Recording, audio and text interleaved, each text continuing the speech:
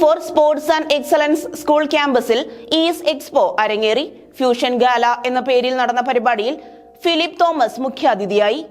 Iram academy for sports and excellence school ക്യാമ്പസിൽ 1 മുതൽ 9 വരെയുള്ള കുട്ടികളുടെ ഈസ് എക്സ്പോ അരങ്ങേറി. ഫ്യൂഷൻ ഗാല എന്ന പേരിൽ കുട്ടികളുടെ ക്രിയാത്മക പ്രവർത്തനങ്ങൾ പ്രോത്സാഹിപ്പിക്കുക എന്ന ലക്ഷ്യത്തോടെയാണ് പരിപാടി നടത്തിയത്. കുട്ടികളുടെ സർഗാത്മകതയുടെയും ശാസ്ത്രത്തിന്റെയും കലയുടെയും ആവേശകരമായ പരിപാടികളിൽ മുഖ്യാതിഥിയായി ഫിലിപ്പ് തോമസ് പങ്കെടുത്തു.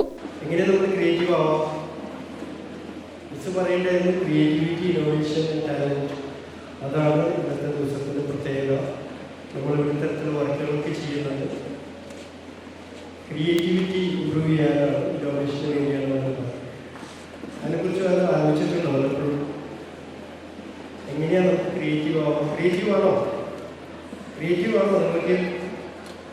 ആണോ? ഇന്ന് ഞാനിവിടെ വന്ന് കുറച്ച് സമയം നിങ്ങളുടെ കൂടെ ചെലവഴിക്കുമ്പോൾ നിങ്ങൾക്കും എന്തെങ്കിലുമൊക്കെ ഞാനിവിടെ വന്നത് കൊണ്ട് കിട്ടണ്ടേ? ഞാൻ ചില അനുഭവങ്ങൾ പങ്കുവയ്ക്കാം. I been dealing with students or youngsters above 18 years. +2 എല്ലാം പഠിച്ചു കഴിഞ്ഞു, അല്ലെങ്കിൽ കോളേജിലെല്ലാം പഠിച്ചു കഴിഞ്ഞു.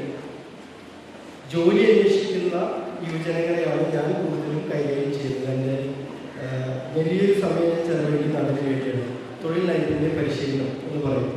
അപ്പോൾ പലപ്പോഴും നമ്മൾ ക്യാമ്പസിൽ പഠിച്ചതുകൊണ്ട് മാത്രം നമുക്ക് ജോലി കിട്ടില്ല.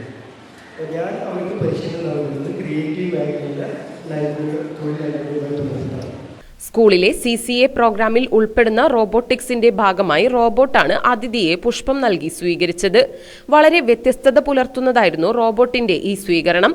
രാവിലെ 11 മണി മുതൽ വൈകിട്ട് 3 വരെയുള്ള പരിപാടിയിൽ school manager Abdul Samad, Iram group regional director Bijoy D Das, അധ്യാപകർ, MMHS principal Ummer, MMITE principal Viji Jayaprakash, MMHS principal Ragesh, രക്ഷിതാക്കൾ എന്നിവർ പങ്കെടുത്തു. ഈസ് പ്രിൻസിപ്പൽ നിഷ മധുവിന്റെ സ്വാഗത പ്രസംഗത്തോടെ പരിപാടികൾ ആരംഭിച്ചു. കുട്ടികളുടെ വിവിധതരം കലാകായിക പരിപാടികൾ അരങ്ങേറുകയുണ്ടായി.